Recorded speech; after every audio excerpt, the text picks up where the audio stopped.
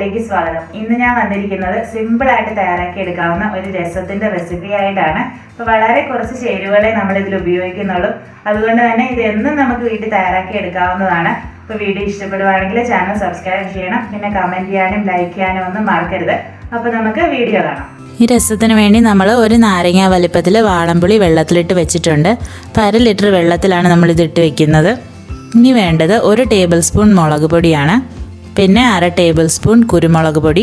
ഇതിൽ നമ്മൾ മല്ലിപ്പൊടിയൊന്നും ചേർക്കുന്നില്ല. പിന്നെ നമുക്ക് കായപ്പൊടി വേണം. ഇനി വേണ്ടത് ഇഞ്ചിയാണ്. ഒരു ഇടത്തരം കഷ്ണം ഇഞ്ചി നമ്മൾ ചതച്ച് വെച്ചിട്ടുണ്ട്.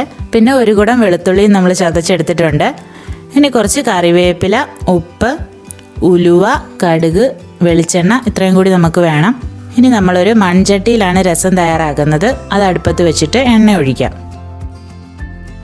പിന്നെ നമുക്ക് കടുക് ഇട്ട് കൊടുക്കാം. കടുകിൻ്റെ കൂടെ തന്നെ കുറച്ച് ഉലുവ കൂടി നമുക്കിടാം. ഉലുവ കുറച്ചിട്ടാൽ മതി.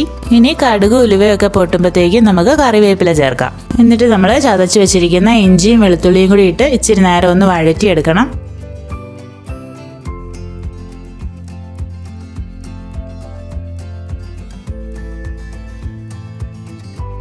കുറച്ച് സമയം കഴിഞ്ഞ് ഇഞ്ചിയും വെളുത്തുള്ളിയൊക്കെ ചെറുതായിട്ടൊന്ന് വഴന്ന് വരുമ്പോഴത്തേക്കും നമുക്കിതിലേക്ക് എടുത്തു വെച്ചിരിക്കുന്ന മുളക് പൊടിയും കുരുമുളക് പൊടിയും കൂടി ചേർക്കാം.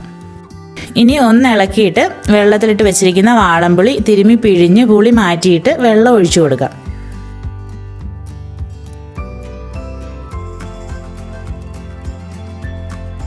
ഇനി നമ്മളൊന്ന് മിക്സ് ചെയ്യുവാണ്. എന്നിട്ട് നമ്മൾ 2 നുള്ള് കായപ്പൊടി ചേർത്ത് കൊടുക്കണം. എന്നിട്ട് ആവശ്യത്തിന് ഉപ്പ് ചേർക്കാം. നമുക്ക് ഒന്നുകൂടി മിക്സ് ആക്കാം. എന്നിട്ട് രസം നമുക്ക് തിളയ്ക്കാൻ വയ്ക്കണം.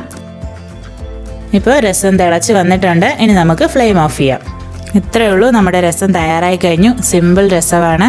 നമുക്കിത് ചോറിൻ്റെ കൂടെയും ചോറുണ്ട് കഴിഞ്ഞും ഒക്കെ കുടിക്കാവുന്നതാണ്. ഇത്ര സിമ്പിൾ ആയതുകൊണ്ട് എന്നും ഇത് നമുക്ക് വീട്ടിൽ തയ്യാറാക്കി എടുക്കാവുന്നതാണ്.